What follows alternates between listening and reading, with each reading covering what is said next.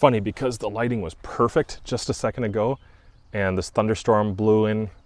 I probably have 2 minutes before I get rained out and everything's soaked. But I want to talk quickly about this right here. This is one of my production guns. It's actually my backup production gun. I have two Savage 110 EPs. Oh boy. This one has the has a new trigger. I'm not ready to talk about it yet, but it has a new trigger in it. Has a Zeiss S3 636, and it's a decent rifle. This is the newer of the two. And I'm kind of breaking that one in still, but it's shot very well. Here's my old dog. It's got so many rounds in it, and it lives with a Discovery ED PRS 5-25 on top of it. And that's actually what I want to talk about for a moment here. So I think Discovery gets a little bit of a bad rap, and I want to clear some of that up, at least as far as I understand it and as far as I see it, as kind of an average guy shooter. I'm not a professional. I don't do optics for a living. I just like them, you know, and I compete with them, I use them, and I have it on my personal rifle. And here's what I've understood. In the past, Discovery marketed towards airgun, airsoft guys, and their quality control was not the same. The production, the reticles, just about everything was really different. And older Discovery products, I never would have gotten, nor would I recommend. But in the last couple of years, Discovery has really upped the ante, and they listen to user feedback. They really quickly listen to user feedback. That's one thing I noticed about some of these Chinese-made optics, is that they catch the feedback within the same season. Sometimes in the same quarter, they will take Gen 1 off and put out Gen 2, even if Gen 1 still worked pretty good.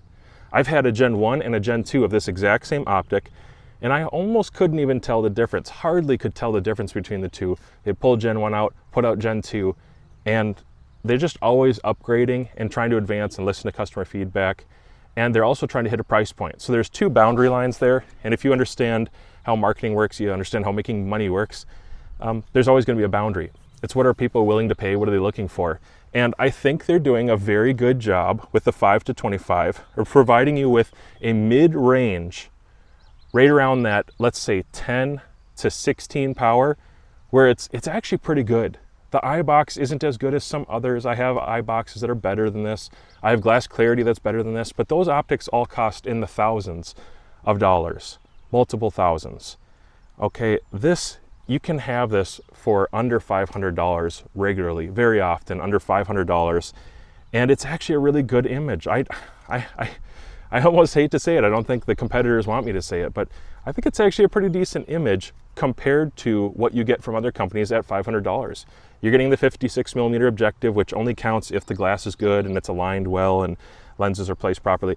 It's actually set up pretty decently for the money, especially. And it's on my backup gun for a reason. I don't think these are worthless. I know they get trashed a little bit from certain people because, you know, they're looking at better quality options that are going to be a couple $100, few $100, thousands of dollars more. And I don't want to compare it against something that's $1,000 more. Not really. They're not claiming that this replaces a, you know, Schmidt & Bender, Tangent. I use some Element and some Zeiss as well. They're not claiming that it replaces those. It's just a pretty good optic for what you get. And for guys who have that budget and they don't mind dealing with a little bit of a limitation that eye box is not going to be perfect at low power or at max power. There's minor distortion in there that you're going to see. Chromatic aberration is not completely dissolved with these. There is still a little. You know, the oversized turrets, and it's got some serious weight to it, which I'm happy about. I actually like that. That right there, if you can deal with that, I think you're actually going to be pretty happy with this optic at the price point. But if you're somebody who's already got really expensive optics and you want to just stick it out there, you want to spend your money, sure, great. I don't care. I'm not selling you anything. I'm just saying for most guys out there, their money is well spent on something like this because you can still be highly competitive, and I know that for a fact. You can be highly competitive with these. And if you're not shooting ELR, I don't see a lot of limitations here. You might have some preference differences, and I understand that. I have lots of really good optics that I've learned over time. I have a preference difference, and I want to sell that really good optic because there's something different that I would rather have. And I would rather just have an honest conversation that there's preferences, there's needs, and there's what can you do with an optic. And I feel like this is a really good starter optic for a lot of people getting into PRS. And somebody who's going to go out and buy a production rifle like this, you can top it with an optic like this and still be very competitive. Like I said, I know that for a fact. So I'm gonna take a few shots here before the rain comes in. I think it's already starting behind me. Just shooting at 630 from the prone, just enjoying myself. I have some, well, these are factory seconds, but they should probably be labeled factory thirds. They're kind of heinous. They're really dented and the bullet tips aren't centered up, and you know what? It's still gonna shoot decently.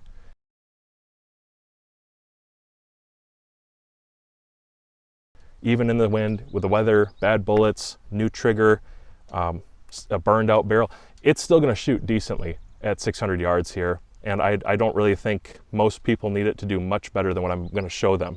And if they do, they might be looking at a totally different rifle, caliber, bullets, optic, all of it. But I'm more aiming at somebody who's in this category right now. Let's throw some down range real quick and see what happens. Impact.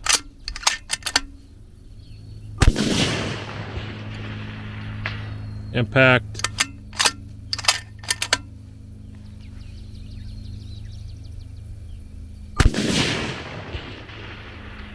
Center punch.